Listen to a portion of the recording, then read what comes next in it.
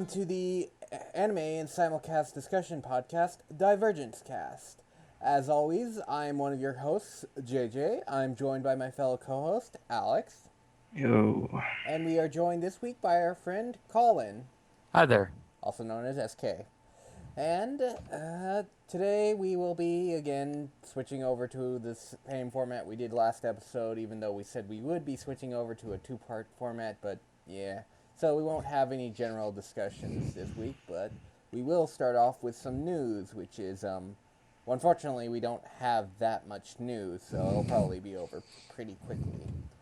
So the first news I have is the Knights of Sidonia manga will be ending on September 25th.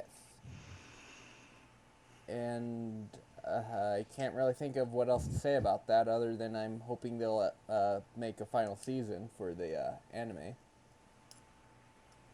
But anyways, and then moving on to some more manga-related news, Nichijou.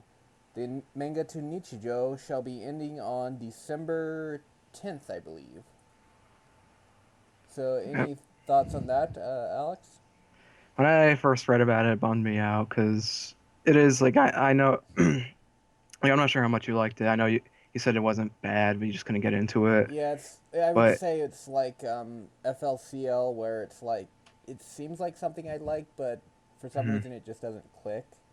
yeah, I love the show's brand, like combination of like complete zaniness and slice of life and all that, and I was just a little bummed out when I read about it. And even though I sort of, especially with where it left off, the last like scan chapters left off, it just sort of felt like I was coming because it ended on a time skip.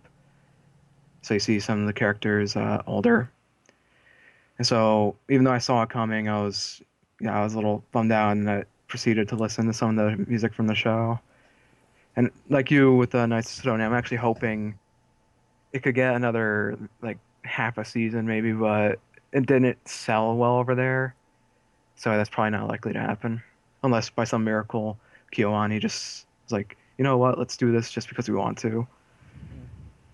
But yeah, and I think what it's supposed to be the final chapters. I think eventually or around the same time, it's supposed to be panels that the author didn't use or like certain chapters he didn't use and all that.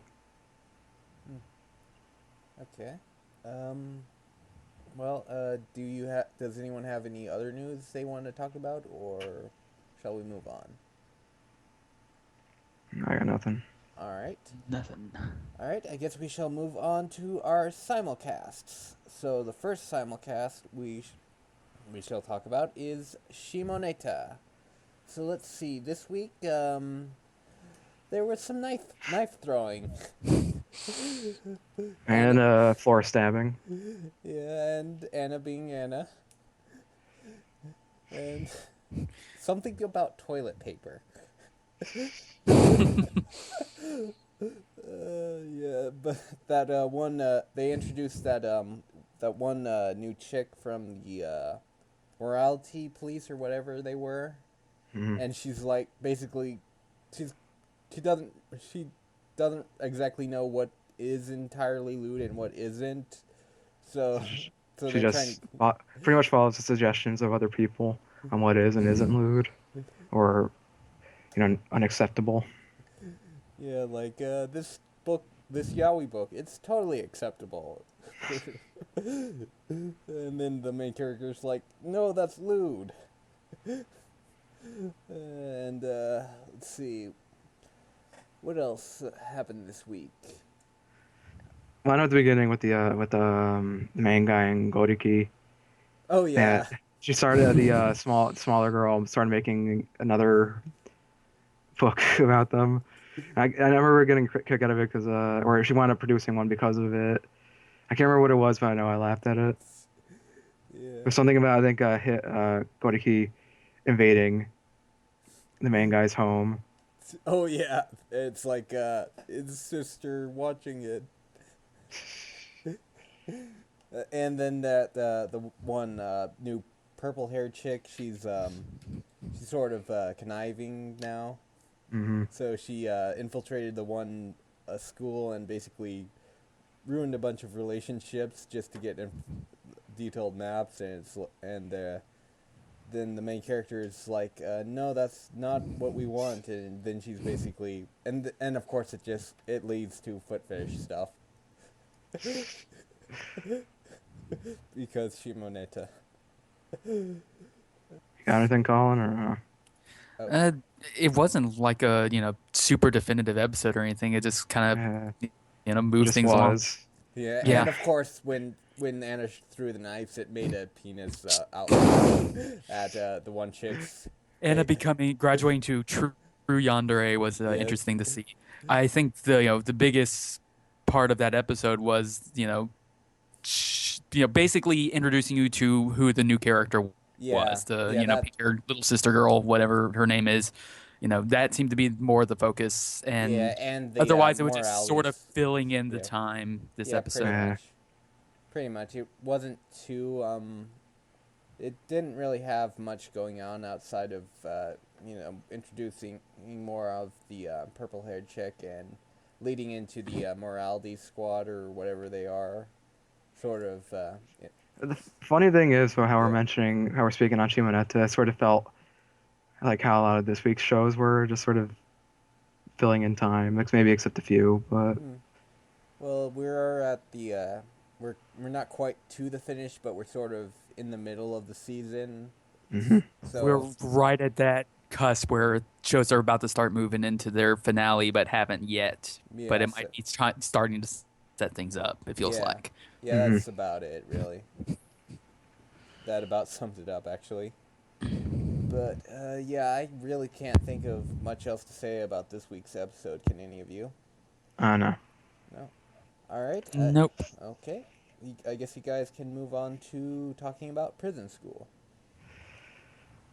I'll let you start, Colin. What do you think so far? And This, for some reason, this week's episode was the first time I've stopped and gone, you know what? I just, for most of these episodes, I just kind of kept thinking of the show as just weird, ridiculous humor, but there's actually some decent content in here that is going along with it. It's not pure absurdism. There's actual, interactions and developments. I don't know why it's taken me till this episode to finally it just like popped in my head. It's like, oh, this isn't just retarded. There's a little bit more. A little bit more to go on, but I'm actually really enjoying Prison School. It's in my top 10 of simulcast this year, or this season. It's beyond just being hilarious and etchy smuck. It's actually proving to be fairly substantial in various ways. So it's been a nice surprise, even though I didn't go in expecting to not like it, like many have. Yeah, I was gonna say before I get in we get more into the episode. That's actually when my brother recommended that to me. That was like the sort of same shocking thing that I thought was just anytime I saw him looking at the stuff, even though I got a kick out of it, anytime I saw him reading it, it just looked like smut. So when I finally got around to reading it, I'm like, holy shit, this is good. And it was like so much. It sort of combines sex humor and just general over the top kind of humor with an actual decent especially in the first couple.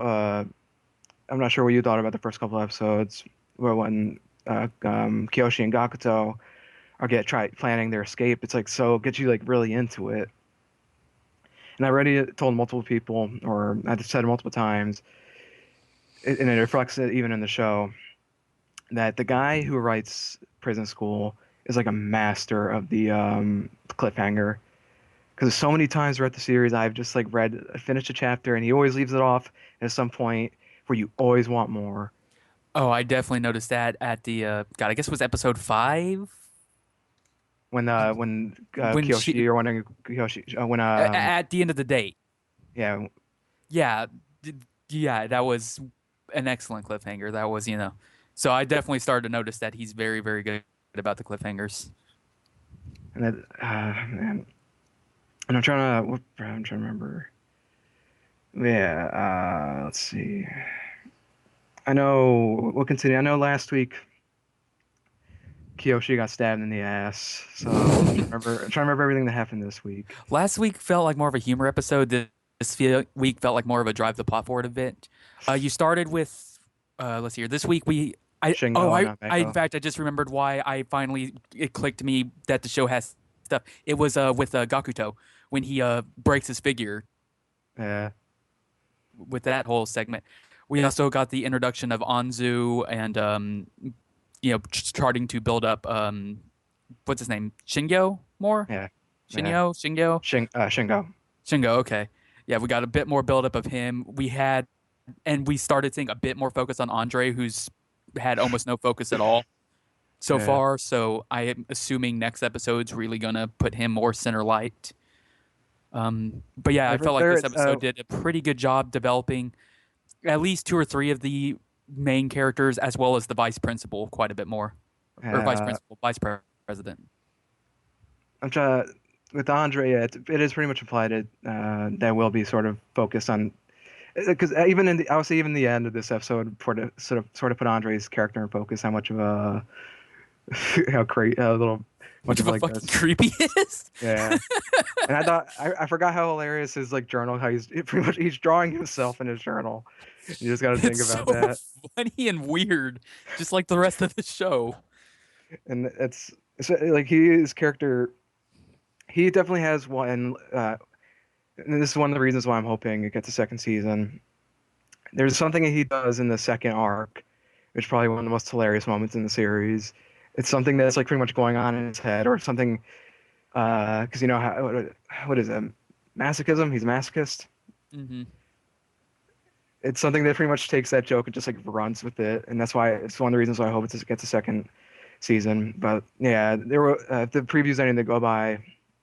There's going to be a major part coming up with him, and also a sort of major part in general that sort of moves the show. It's going to probably take the show out of its first season, or the show out of this season. What do you think of Shingo, like, and how his like actions and all that this episode? I'm not actually sure what direction he's going to take him, because he's still being kind of a dick, but you have to imagine that he's now going to start kind of understanding the way Kiyoshi felt when he attempted his breakout and everything. So I don't know exactly how he's going to take it, which, is a nice, merit to the show, that I'm not sure exactly what's going to happen, but that something is going to have to occur that, fixes that current tension in that relationship. I'm not exactly sure what direction the show's going to take with him after this episode, but it's clear that there's going to have to be, with him meeting Anzu and all that, it's going to have to, in some way, start having him kind of start to understand the way Kiyoshi felt and why they did the breakout in the first place. I don't know if he's going to stage his own breakout or, what is going to happen there, but it's fairly evident what direction they're pointing in, at least. Mm-hmm.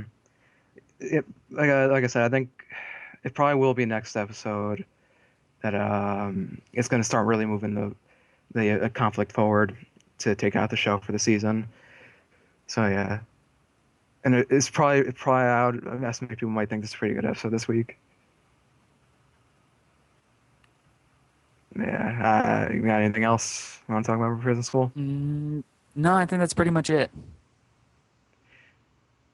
All right, let's see. Then we will move on to Food Wars. Let's see. This last episode was more of them preparing for the autumn elections. Like they were just starting out with the preliminaries. So it's like they introduced the judges, like the 2 female judges characters or whatever they were. Then they were showing more off like the more of the one new purple-haired chick who apparently leaves a big footprint or something. I don't remember that much about her before, but yeah, and let's see, and apparently that one stalker chick from the ED, apparently she makes black magic curry. I thought she was hilarious this episode. That's not cooking. That's black magic. Uh, and of course, the one of the Aldini brothers, the one who's overweight before, of course, he slims down over the vacation. It's like he does that every year. I wish I could lose weight suddenly like that. Right. That's the most perplexing thing this episode And because he it's doesn't like, even have stretched skin or anything like that. it's like, how would anybody? And I know it's a manga, but or I know it's just fiction. How would anybody ever lose weight like that so suddenly? The only thing I could think is maybe he just doesn't weigh as much as he looks. It's one of those cases where you look fatter than what you actually are. And let's see what else about the episode. It was clearly mostly just a setup episode for Yeah. what's going to be the climax of this season. But I have to say that with the introduction of the few new characters, I feel very validated in my comparison between this show and Ice Shield 21, because if either of you have experience with that show, you know that from the beginning they start kind of theming all of their opponents and everything. Like they play a team called the Chameleons, and the main guy would look like a freaking chameleon. He'd have a long tongue and bug eyes and stuff. And they're very clearly doing that with Food Wars, and with like the Hex Girl making the black magic curry and all that. Very, very evidently so. And on top of that, it just shares very much of the same kind of feel between the two. It's the overclimactic, battles, the emphasis on the characters, the humorous undertones. They're very much shows in the same direction. And it's probably why I adore Food Wars so much. It's currently my favorite simulcast of the season, which, considering how many simulcasts I'm watching, is, quite a lot to say. And I'm looking very much forward to the almost inevitable second season. Yeah. I thought it was already confirmed. I could have sworn I saw something that said it was already confirmed. I thought it was just. It's a Shonen Jump anime. Yeah. Sket Dance got 77 episodes. Food Wars is going to get us another season. But I was going to mention something. I did watch like 12 episodes of Eye Shield, but I think I started watching something else after that. But one thing is also I found hilarious at the end of the episode is just Soma just sleeping. Yeah, just sleeping. And I'm just wondering if he just like if it's him just waiting for his curry to finish, or if he is that exhausted from trying to come up with a recipe. Well, clearly they're going to have him do the same thing, something similar to like what he did in the boot camp with the 200 servings they had to pull off at the last minute. Mm-hmm. So they'll probably pull off something like that in the coming episodes or something like that. Probably some ridiculous thing like magical overcooked curry. It's delicious and blackened. But not the black magic stew kind of curry, just burnt. But anyways, anything else about Food Wars? Nothing. Alright, I guess moving on, you guys can talk about Charlotte. Where do you think it's going to wind up going? I'm not sure where it's going to wind up going. Of course, they're going to have more development in the relationship between our main character and Tamori. I always forget his name. I just call him asshole. Which is pretty good name for them, yeah, pretty much. And Charlotte honestly has been a I real think, slow burn series for me. I really, I never saw like, oh, this is bad or anything, but it didn't do anything to really like surprise me or make me think of it as anything more than good until probably the episode before this last one. And this last one just kind of kept with the same theme where it's not necessarily surprising me, but it's moving the show in directions that I'm appreciating more than I did the first 6 episodes. Yeah, I'd pretty much agree with pretty much everything you said.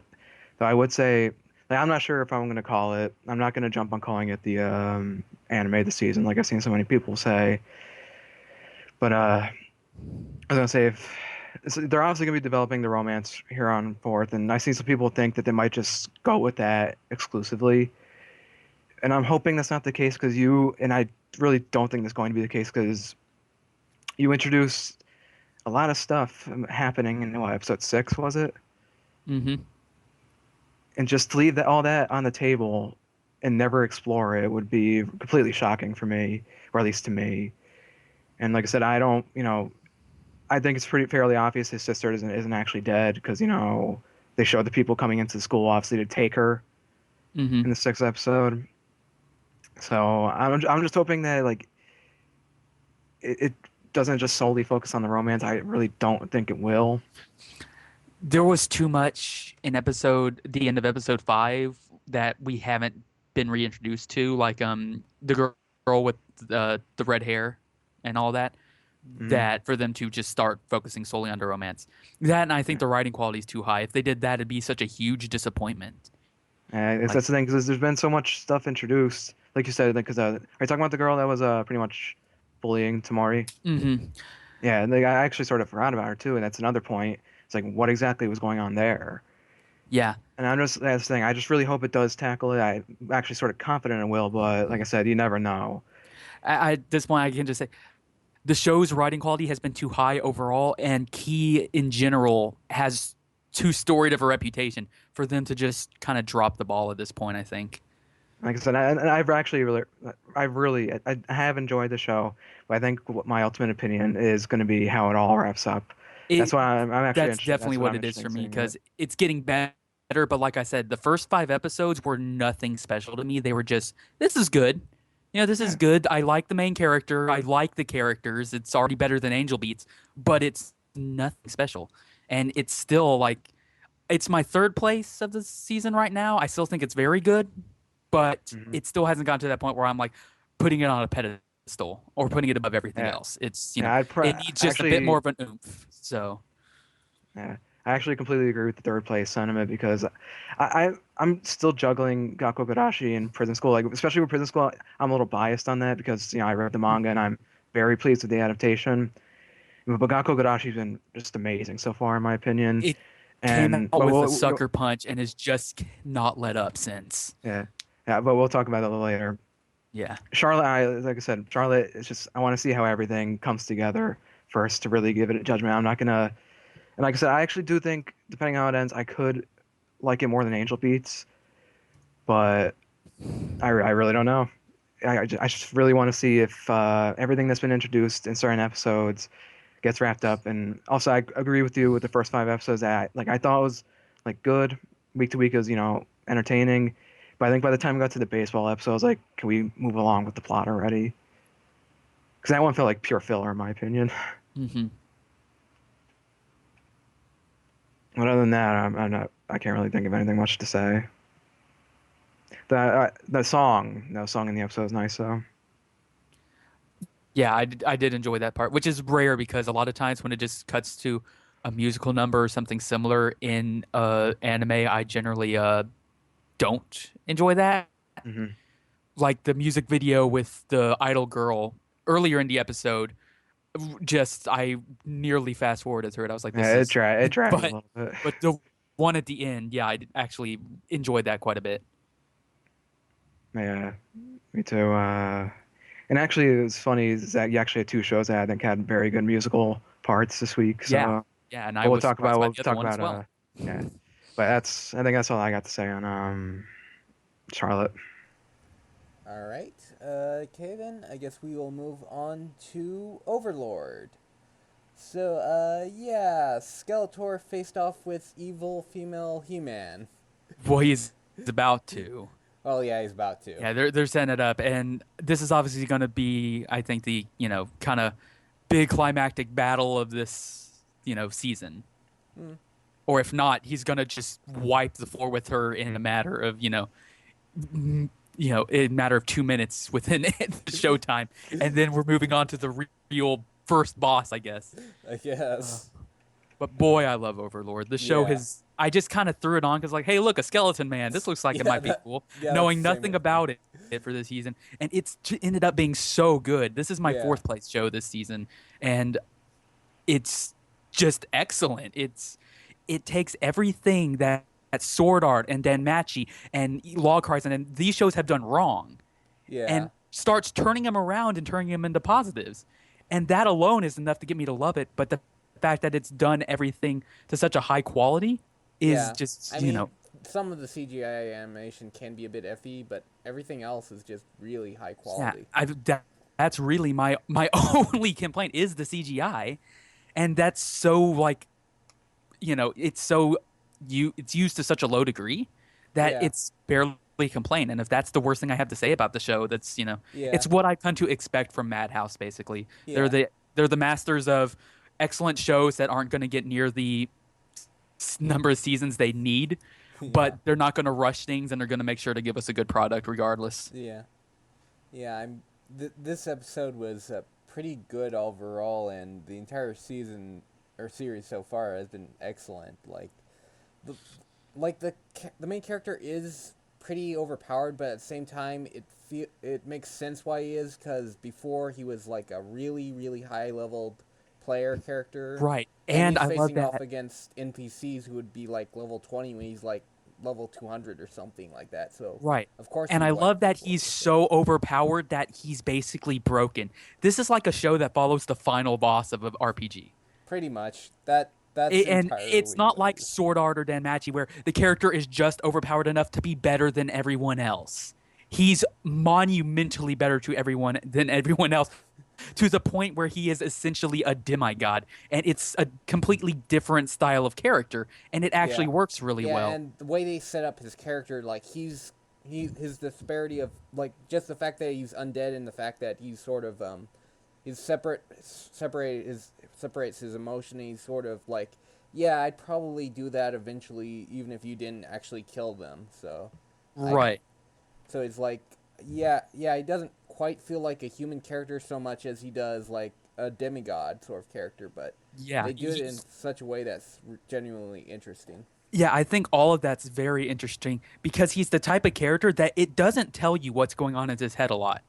Yeah, and We when don't know what his true feelings were yeah, when he saw them dead. We don't know, we know we really only see what he's thinking at the few times where he's like, "Huh, yeah, I don't know if I'm even human anymore." yeah, it's the just It yeah, likes to keep us guessing about what's really going on in his head all the time. yeah, like And I think that's such a nice departure from all these shows that have us, understanding the main character completely through, yeah, every step of the way. I think it also goes a large way to diffusing this genre's typical Mary Sue pitfall because, we have it's hard to, put yourself into the shoes of a character who is made to appear less, something other than human, and then gives you very few glimpses of any type of human thought or emotion to let you, to let you compare yourself to them. yeah. Yeah, like he definitely feel like just the fact that he constantly questions basically apathy, but at the same time continues on doing what he does. It's interesting to watch. Like he understands that if he's not really acting normally to what he normally would be, and he sometimes tries to act more human at times, like around his servants and stuff, just a Hmm. bit. But at the same time, he's got just enough separation that you wouldn't really like he wouldn't be your typical anime protagonist. He doesn't quite Right. feel like that, like other normal protagonists. He's kind of his own sort of thing. This is a true complex character. It keeps the viewer from knowing everything that goes on in his head at every moment, and it just kind of subtly hints at things. Like, he's asked first Albedo and now Nabe. There's been moments where he asks, "What do you think of humans?" Or, just it, there's always questions as to what he's really thinking, what he's really feeling, why he's doing what he's doing. And it's very clearly pointing you in a direction that he is not an emotionally driven character, but it's also making sure to show you that he has not completely abandoned his humanity or his emotions as well. They're far from a driving force, but they still there somewhere. Mm. And Yeah, it's made him a very interesting and very complex protagonist. And yeah, that's something that so few animes do right. yeah, You know, this is a medium so full of just your Goku, Ragnar the Blood Edge, whatever you want to call him, just standard anime big man, whatever characters that it's super nice to see a protagonist so out of the norm as what this show has presented us. Yeah, overall, it's just he definitely feels like an extremely complex character in the series, but you're never quite sure what's happening with him. Mm-hmm. But yeah, see what else about this episode? They had the whole thing with the zombies and stuff, and then I think they did a lot more world building with when he was giving Nabe the different scrolls, like at the start they established that hey, this was an MMO where you could do a lot of you had a lot of freedom to do stuff. So now we have these complex spells that when you stack them, because you could see who was trying to scry against you, but if you put up all these spells, they basically couldn't see what you were doing. Yeah, it went into depth of what was once the PK system. Yeah, like they set it up so like, hey, you can. This is how you would PK in the game, and it sounded like it was sort of written by other players in the game itself. So. And I also like seeing that because this is an area where, unlike Log Horizon, which is the entirety of that show is based around the idea you're in an MMO, and everything about that show is having to do with the MMO. Overlord's distancing itself, but this is another aspect where it's showing what was the MMO is still there, and there's still those links without just heavy-handed. Let's go on a raid and all that stuff. Yeah. Yeah, like it establishes itself sort of as it no longer is an MMO, but at the same time, there's still parts of the MMO. The aspects are there. Yeah. And it's always funny to see, I enjoyed the last episode where they're like the wise king of the forest, and he's like, my friend had a pet like you. It was a small one. God. Oh, that hamster. Just Nabe having to hold him in the air while she's flying. Yeah. Yeah. Yeah, I can't say enough about Overlord. Madhouse is, another grand slam right out of the park. I would adore if this got a second season. But yeah, it's doing decently well in Japan last time I checked. It's decently popular, so it might. Yeah, it might. I'm hoping this goes more Black Lagoon instead of No Game No Life, but this is far from Food Wars where I'm like it's getting like 12 more seasons. What are you talking about? Yeah, but yeah, let's see what else. Yeah, I think that's about it. This episode, they were mostly setting up the fight. Setting up a big fight next episode. Between what's her face, I guess female He-Man or whatever you want to call her, and the main character. But yeah, I think that's about it for Overlord. Anything else about it that you can think of? Not really. All right. I guess moving on, Gate. So this week they were in Japan. And they were in a tribunal of sorts. And of course they had the lolly is the oldest person in the room joke.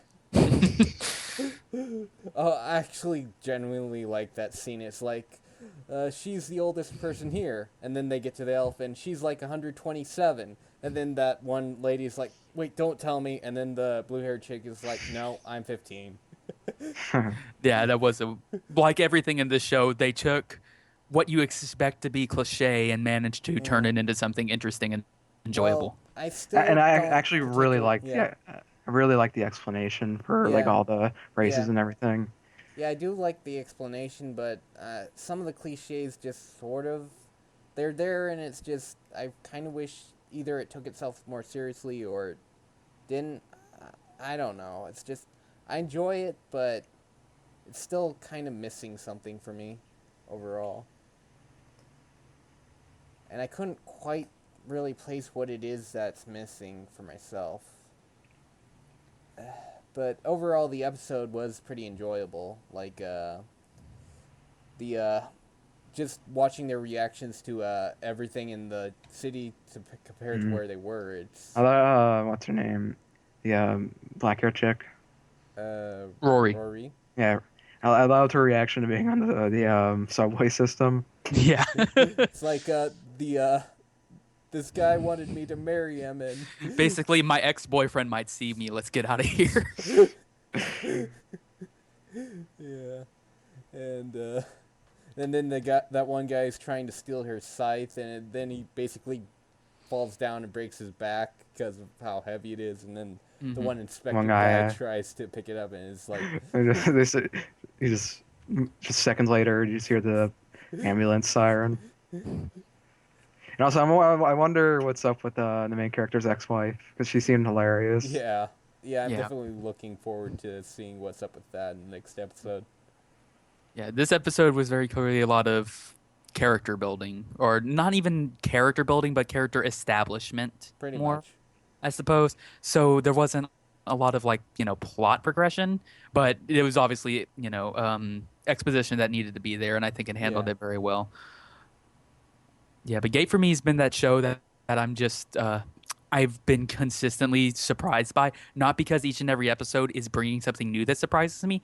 It's that I went into the show kind of like not expecting anything from it. And it was like, oh, soldier goes to stereotypical fantasy world. This is going to be great. Like barely knowing why I was going to watch it, and it's taking itself just seriously enough to completely differentiate it from the rest of the anime in that sort of category of your standard fantasy action based show. And it's just been just gritty and realistic enough to constantly surprise me and keep my interest that this is a thing that exists and is good. Mm-hmm. This isn't garbage. Wow. Because this was one I threw on there like expecting it to be garbage and hoping it wasn't, and it's proven to be pretty entertaining so far. Yeah. Yeah, I would say it's entertaining, and I don't think it's like, I know a lot of people have been calling it like their favorite series of the season. Like, I wouldn't go that far, but it's definitely enjoyable. No, it's definitely not my favorite of the season, but it's like my number 6 or 7. It's one of my top 10, and it's right there around right there around the same as like Prison School. I think it's right below Prison School. All right. Anything else about Gate this week? I got nothing. Nope. All right. Both me and Collin are behind on Umaru-chan, I think. Or is By it just today's episode. by today's episode, which weirdly Alex actually caught up on, even though he's usually the one behind us. So we will be talking about last week's episode, since we did not actually get to watch this. Well, I didn't get to watch this week's episode, and neither did SK. So, I mean, if you want to talk about today's episode, Alex, you can. Yeah, I'll just say it's a Christmas and New Year episode. Okay. Amusing in parts, sort of cute in others, but I won't dive into the rest of it. So basically, Umaru acts like a piece of human filth, but can be cute on occasion. Yes, that's Pretty much. I feel like I'd probably aptly describe the episode. you kind of described the whole series. Right? Yeah, pretty much. But yet it's still so amazing. But yeah, let's see. I'm trying to remember what happened in the. Oh yeah, her in the last week's episode. It was like her and what's her face, the blue-haired chick who was always Sylphan Ford. Whatever. Sylphan Ford Tachibana. Sylphie. But her and Sylphie were like going to an old candy store, was it? Yeah. Yeah, and there was other stuff, but I can't quite remember it. Yeah. I think I may be misremembering, but there was also the part the fuzzy, and them going to the curry shop. Oh yeah, And and then Shop. yeah, and then later on in the episode, the what's his name, the fuzzy-haired gear, that guy, Bomber. that's Bomber actually got to see him, Umaru-chan. And turns out to be Kiri's brother. Yeah. And when he sees Umaru, it's like, what is this cute, adorable thing? And I was immediately like, I bet he's Kiri's brother. And then next scene, I was like, yup. And then Umaru mistakes him for her brother. It's like, only his hair, basically, like, she mistakes him- Exploded. She's like, what happened to your head? Yeah. Umaru's a hard show to discuss because 90% of it is just sitcom style, like Yeah. short, Yeah, set for a joke. if they just had it like there's just rare moments of progression and yeah. Yeah, they just could being cute and developing the characters. they could cut it up, like just shorten it out a lot more, and it would just be about the same amount of Just be discussion. TQ, but you have 8 Yeah. episodes end to end every week. I would still say I think the ideal episode length would have been 12 minutes for the Yeah. show. Well, you think about it; it's essentially 4-minute Yeah. episode, or Yeah. maybe 5 4-minute Yeah, I episodes. mean, you could have 5 like minutes. 2 Cut that up arcs to per, 2. Yeah. Go for 2. Go for 2 cores, and I can definitely see that. Yeah. Like it doesn't That quite. said, I have no problem with the Yeah. 4 episode core. Yeah. When I sit down every week to watch it, I just want more as soon as it's done. Yeah.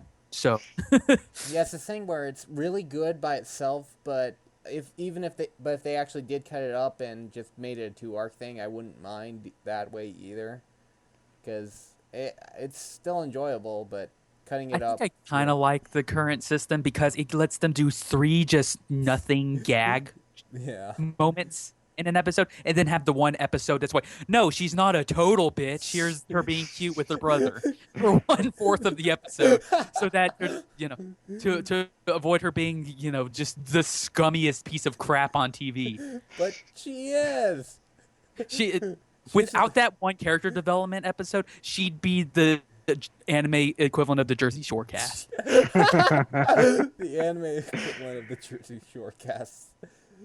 This show's interesting for me because I can't ever describe to anybody why I love it so much, because it's like, it's funny, it's not drop dead hilarious, but you're gonna crack a few laughs, and it's cute, but only for like a quarter of it.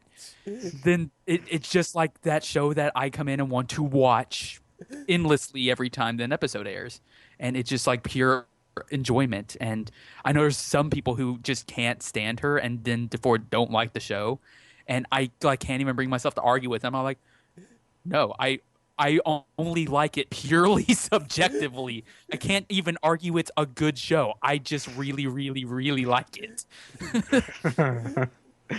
It's a show about the character who is the filth we all wish to be. Pretty much. Yeah. Be like if Snooki could be adorable for 1/4 of every episode.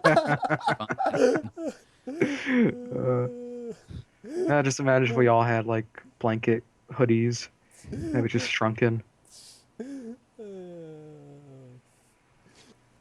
Alright, I guess then moving on, see, again with, much like Himouto Umaru-chan, I was not able to catch up with today's My Love Story. Did you, Collin?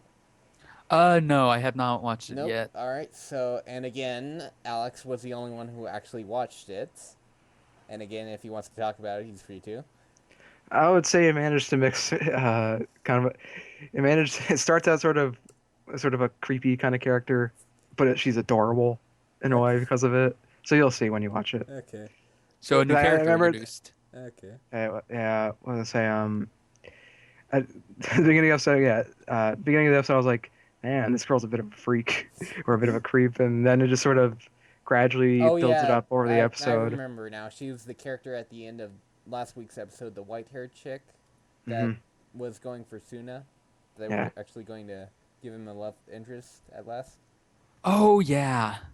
Yeah, but it wound up being a really cute episode, in my opinion, which has been the MO for. Yeah, that's what I'm got basically to these. all of That show is just pure, unadulterated, just kawaii shoved into 22 minutes. It's like, I'm gonna die right now. I don't need candy so long as I watch My Love Story. Yeah. But yeah, let's see, I guess episode 20, which was the last episode I watched at least, was the one where Takio actually got some Valentine's chocolates. Mm-hmm. It was the Valentine's episode. Oh, guys, of course. But yeah, and it was pleasant. It was a really pleasant episode, like all of My Love Story is. But like how they sort of show how Takio, he never got any chocolates from a girl before, and well, except for like his grandma or what was it? I think it was like an old neighbor. Elderly neighbor. Elderly neighbor woman. And how Suna always got chocolates because, of course, he's the shonen character. But yeah, and yeah, it's just your typical My Love Story sort of thing where it's Takio and Yamada basically being cute together, and Yamada and Yamato. Damn it! Why am I thinking of Yamada? I was about to say, I'm like, wait, when does this get a crossover? Well, there's that music. Also, that'd be a weird romance. Yamada's just bursting out of everywhere. Look at me, I'm Yamada. But anyways, Yamato. But it's basically just more showing Takio and Yamato's relationship. So, yeah, I don't remember very much happening outside of like Yamato and Takio's friends like giving each other chocolates and stuff. Mm-hmm. It wasn't a super content-packed episode. I felt like it wasn't filler. It was just like going over what was. It was the Valentine's episode in a romance anime. Yeah. It was supposed to just be cute and everything. And I feel like the single most momentous thing was setting up what's today's episode, which will be Suna's love interest question mark afterwards. Yeah, that's pretty much all it was, really. Anything else about it that you want to talk about? Nothing. Alright. I guess then we will move on to Gangsta, which had actually a surprisingly different feel to its episode this week. It was a nice change of pace, is what I'm trying to say. Like, instead of being overly serious like it normally is, it was a lot more calmed down. There was a lot more comedic moments than normal, I think. Mm-hmm. And even up to the end is with the all the shit going down. Yeah. Them being at the club, the real reason they were at the club was to try to get people in so they could be evacuated out of the city. Yeah. But even then, it managed to be had that sort of like very I thought of the term, but so it was very easygoing episode. Yeah. By Gangsta standards, pretty much. Yeah, by Gangsta. It ended in like a gunfight, and they were just beating genocidal maniacs with, lead pipes. It's like this was a late back episode only by this term, which the entire show's MO seems to be let's be a grittier Black Lagoon. Pretty much. I was just thinking this episode's very much it's like I can just imagine them saying this constitutes a calm episode of this show. Pretty much.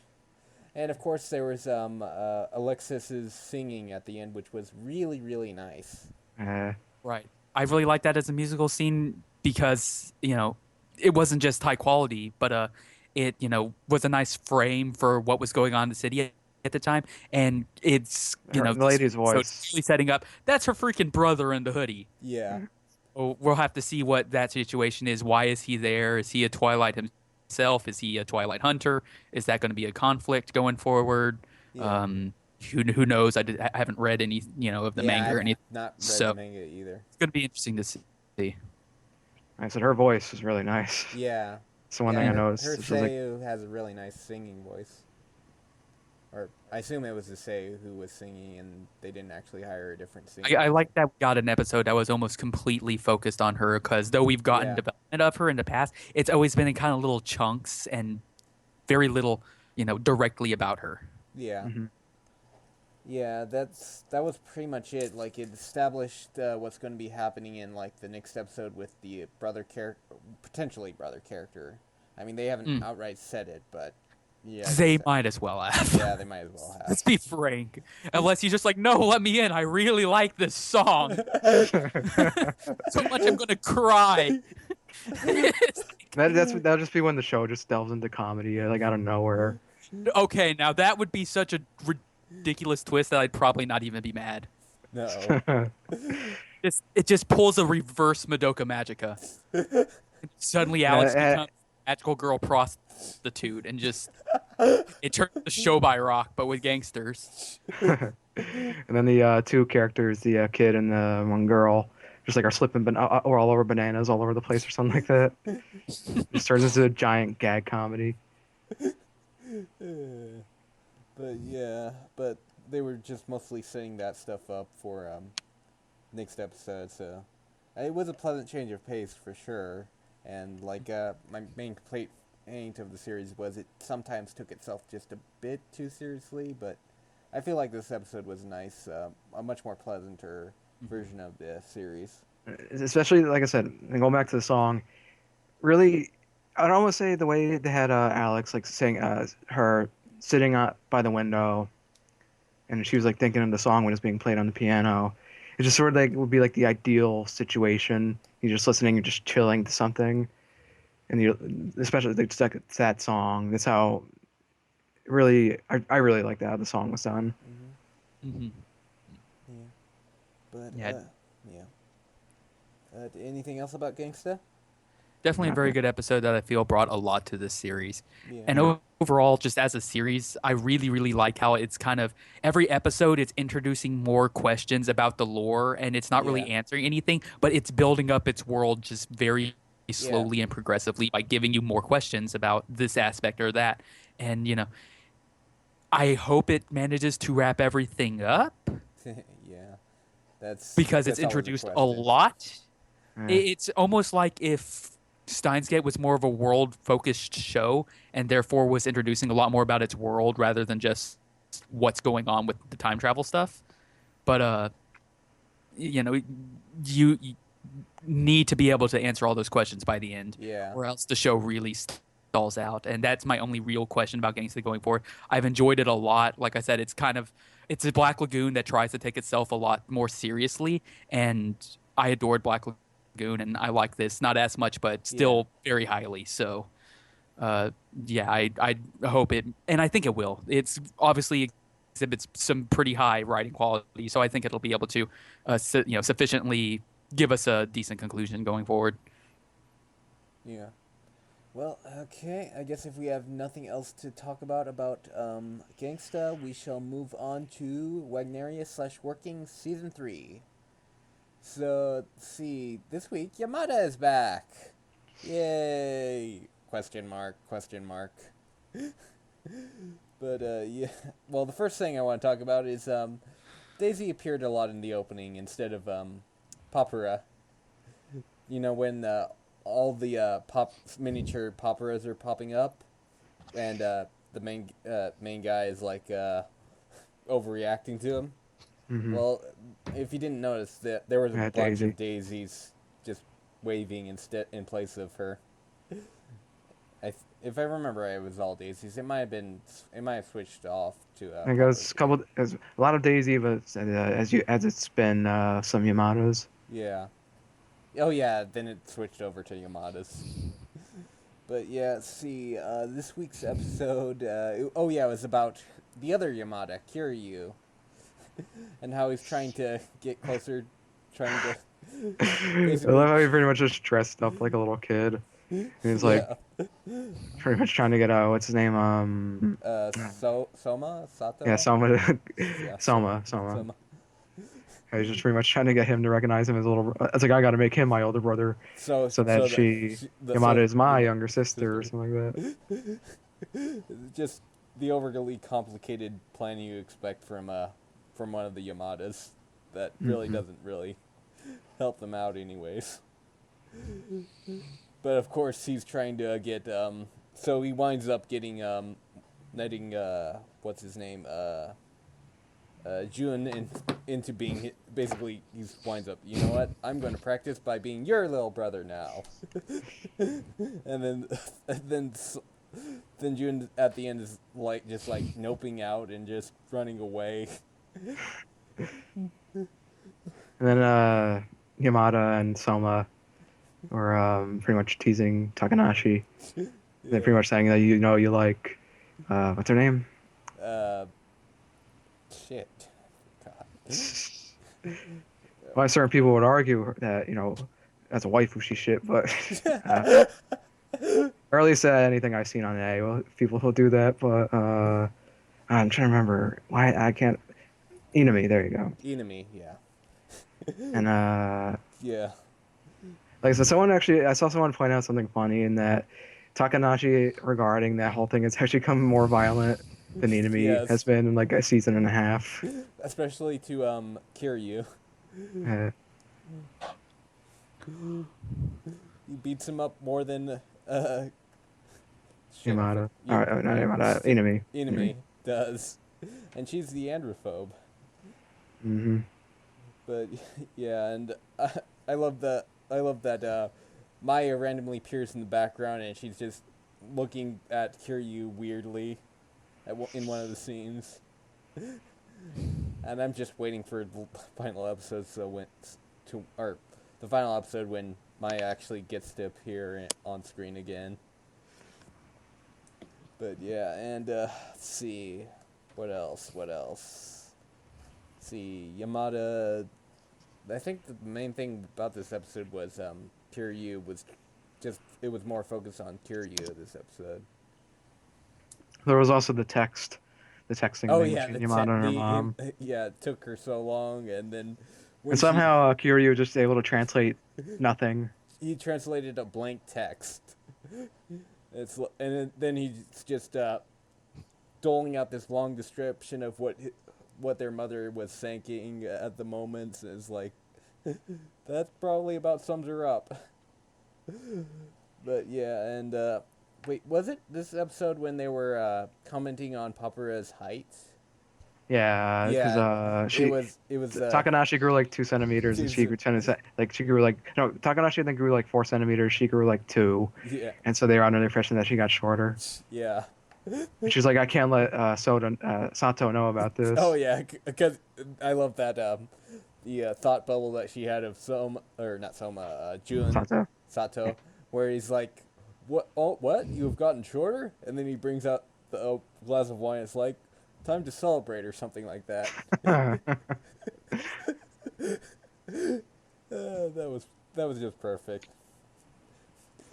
But yeah, overall, it's still its usual. It's still the usual Wagnaria / workings, sort of pleasant. Just all the characters enjoyable, and both Kiryu and Yamada are both the sort of kind of annoying that's enjoyable. Mm-hmm. So it was nice that the last couple of episodes have been more focused on them, because they're both enjoyable characters. Yeah. But I can't really think about anything else about Wagnaria, can you? I'm really still enjoying the closing a lot though. Alright. Okay, do we have anything else to say about Wagnaria? I got nothing. Alright. I guess you guys can move on to Gakkou Gurashi, also known as School Live. I've seen a lot of people say that's a bit of a dumb name though. Yeah, I wouldn't disagree with them. That said, if you said that was representative of the show, that's when I disagree, because this right now is only after Food Wars in my season ranking, and along with Food Wars is the only other show I currently have ranked as a 9. I'm trying to remember what happened this week. I know it sort of seemed like she was starting to pop out of the main girl, starting to pop out of the delusion a little bit. A little bit, and then kind of forces herself back into it. Yeah. Yeah. And just overall, like, really good. I know a couple of episodes back, like, I guess I should have seen it coming, but to see that the teacher was actually dead. Yeah, no, I saw that coming from episode 2 forward, but I've clearly in the minority of that, because I've seen a lot of people very surprised by the fact that she was a delusion. Yeah, like, it's something that, like, I think when I think about it more, it's like it made sense, because the grave has to be like, you would have thought the grave was initially for I thought it was for the boy at first. Yeah, that's what I thought, and then I was like, but that wasn't really what tipped me off. What tipped me off was just watching all the scenes she was in, and she just appears at times, like especially in the car, like what it pointed out in this episode. Mm-hmm. When they're going, she just appears in the car.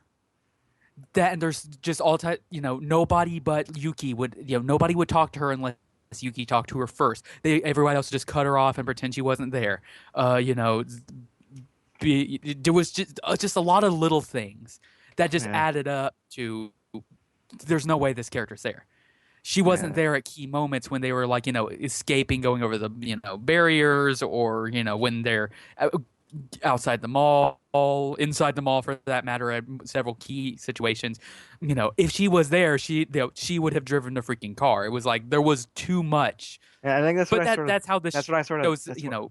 Yeah. Well, go ahead. Go ahead. that's how the show has been. It's very subtle foreshadowing that builds up until it goes ahead and drops the bomb on you. That's how it's Yeah. done it since episode 1. And that's one of the reasons why the show is so excellent, is Yeah. that subtle foreshadowing. I've rarely seen any form of media do it as well as the show is. That's like I was gonna say. That's thing like. It's like you said. Like it made no sense. I think I remember thinking that with the teacher when they were driving the car from the mall. That it's like, why is she driving if it's her car? So, but also, and just the way that moment was done, though, I was like, wow. Because like, even if I had, it's like part of me is like, maybe I should have seen that coming. At the same time, I was sort of surprised, but I just overall thought that moment was just excellently done, and just sort of very sad too, because like you had this sort of impression that she's been there. It's like you said, but there are subtle clues that show that, like, you should suspect something about her. Yeah. Yeah. Now to go back to this episode for just a bit, I showing Yuki kind of like struggling with her delusion a bit more. I think it also went to illustrate how her her personal view of Megane has been kind of I guess how you would say it's kind of like a projection of her psyche there to protect her. We saw it first in the library when she saw the zombie and she was like, what is that? And the scene showed Megane grab her and hug her to her chest and say it's okay, everything's going to be all right, and kind of like protect her. And we didn't get that exact same moment this last episode, but we got something similar where she's struggling with the reality of the world and Megane kind of draws her back. And I think the author is trying to use Megane as kind of a symbolic projection of her own psyche and how it's trying to defend itself with these illusions, to keep her from having to face the stress of the the truth of the world. And I really adore how the show is handling such a weird, complex issue as this. It's not PTSD. I don't know the exact term for it, but this is something that I've never seen a zombie show or any type of thing like it do, where it's somebody who just completely can't deal with this reality of their situation and has just gone completely off the deep end. And how how it's affecting not only her but the people around her in both positive and negative ways. And it's a show that is far, far, far, far more mature than 99.999% of anime, and so completely out of tone with its visuals that it's amazing. Well, actually, on the subject of the visuals, I would say like the one concern that I had at the start of the series, I thought that the moe aspects would actually be a detriment to the show, and I actually think overall it hasn't really gone in the way. I don't think it's gotten in the way at all. Yeah, I think it helps to keep the show from becoming just dreadfully dark-hearted. Yeah. Just and even starting to feel like The Walking Dead. It helps the cutesy moments, and it kind of accentuates the darker moments. It doesn't need to be just gory and shocking for you to just see these characters and the just the simple situation of her shovel girl putting down a zombie or something becomes far darker because of the other the contrasting tone between that and a peaceful scene. Yeah, like I said, like even even that aside, I actually think some of the more like easygoing moments are actually pretty funny most of the time, Right, and it helps keep and the like I show said, from just being just it gives the show a very good, endless, very good just balance. depression. Yeah. And it helps with that dichotomy. It helps build up the characters, and it helps emphasize how just dark the dark moments are. Yeah, like I said, I think this is one of the best written shows I've seen in a very long time. It's one of the two nines I have for this season. So I'd actually be inclined to agree, because I really this thing, I mean, I don't go out of my way to watch zombie shows most of the time, but like even just if you take that like genre kind of thing out of it, I don't think I've seen a show quite like Gakkou Gurashi so far. No, And it's it's very, been very much really well written and manages that balance really well. And just like overall, depending how it ends, it probably will wind up probably my either amongst probably favorite of the season and one of my favorite of the year. yeah. Yeah, I have to say I don't watch a lot of zombie shows. I think the only other zombie anime I've watched is High School of the Dead, and I don't think I've watched a single other moe show. No, I watched Rock Show by Rock. That's the only other moe show I've watched, and so this is not, something that I would have a predisposed preference to, and it's just completely blown me away with just how outstanding the quality is. It's like it's just weird because if you show me, I remember reading this stuff that was set to come out in the summer, and I saw that I was like, I think I read it. I'm like, this seems like something I should just ignore. I was the same way, and I yeah, did and ignore it. then everybody started reacting to it. Was like, and I think I got tagged in discussions like, you got to check this show out. And while like I'll say the first episode had its weaknesses, especially because it took its sweet time getting to the reveal at the end. You had to give it the whole episode, and that's Yeah, what give I've it the whole told episode everyone and who just- I've suggested the show to. I'm like, watch the first episode and watch the entire fucking episode, because if Yeah. you don't, I'm going to slap you. That's the thing. I'm It's going just to like find your house and slap you. I really can't think of a show that is. I would say you could make comparisons to Punchline with how the reveal in episode 6 was, or how like everything, how they told you to wait like 6 episodes.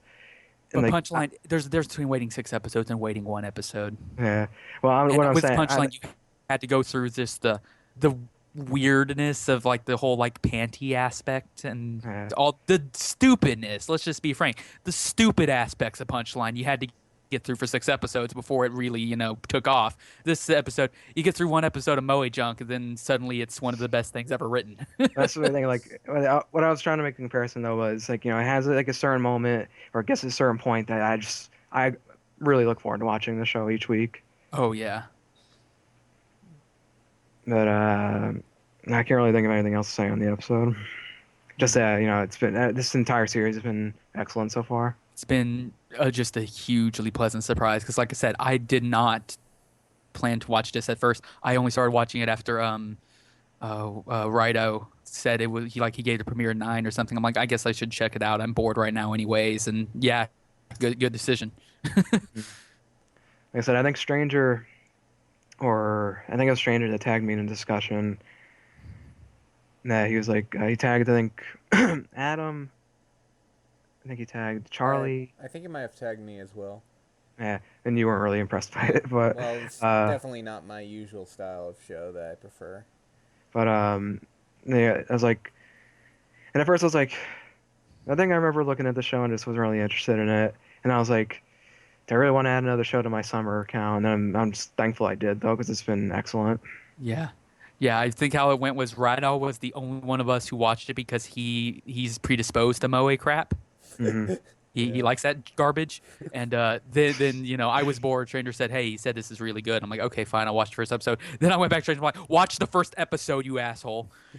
Then he watched it, and then he distributed the knowledge to everyone else. I think that's actually how it went. I think I might have been asleep when Stranger like tagged everybody, and I saw that in the morning. I'm like, okay, and then I saw you starting to talk about it. I'm like, okay, I'll check it out tonight then. But yeah. But other than that, I can't really think of anything else. Yeah, not much else to say. It's just fucking fantastic. Just less, not much else to say, and there's not much else to say. We've already said it. Yep. So if you haven't got, if any, the few people that will probably listen to this podcast, if you haven't gone to watch it yet, you should. Just give it a taste. It might not be to your taste, but as long as you're not indisposed to it, you're gonna like it a lot. Well, let's see. Any other simulcasts we want to talk about? I got nothing. I don't have any I want to speak about in detail, but I would like to mention one of the best surprises I've had this season has been a Jitsu wa Watashi wa. I threw it on my list. It's been a fun show. It's been a fun show. It's been a fun show. Is that actually I Am?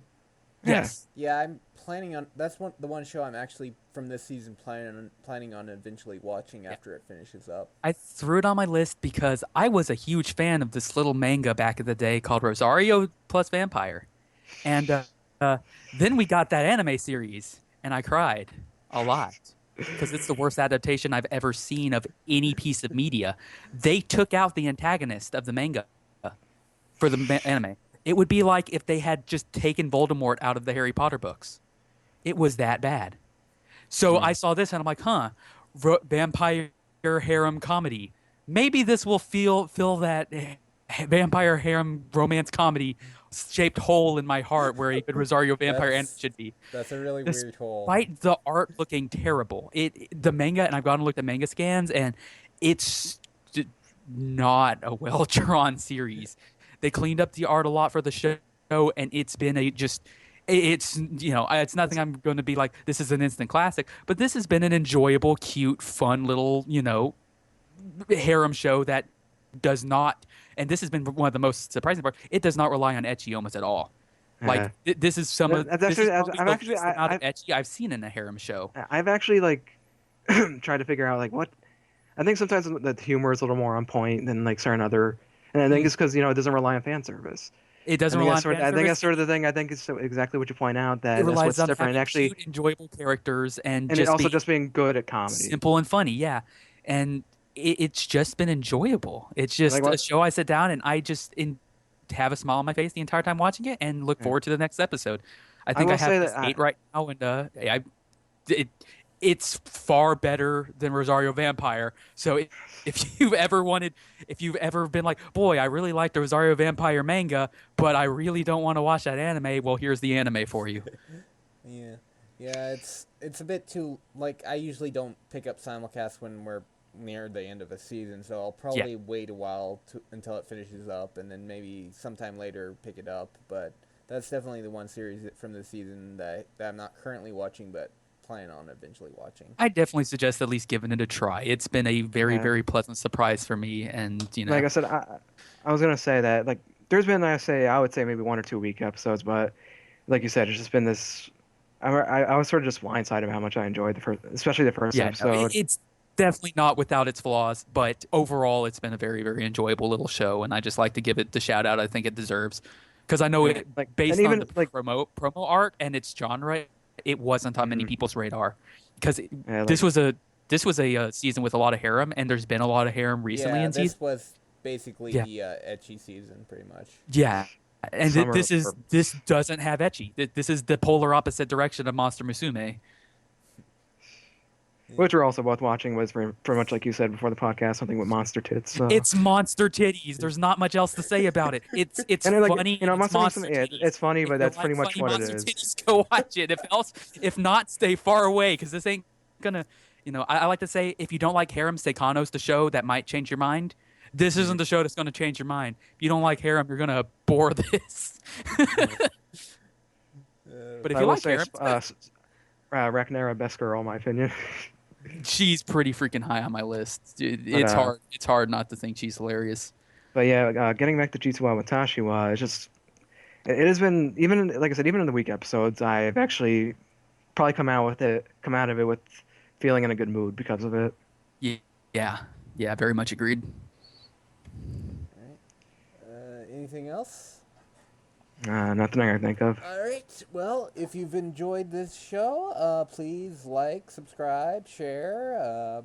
All of our Twitter handles are in the description, and our My Anime Lists accounts will all be under the same usernames. And thank you, Collin, for joining us.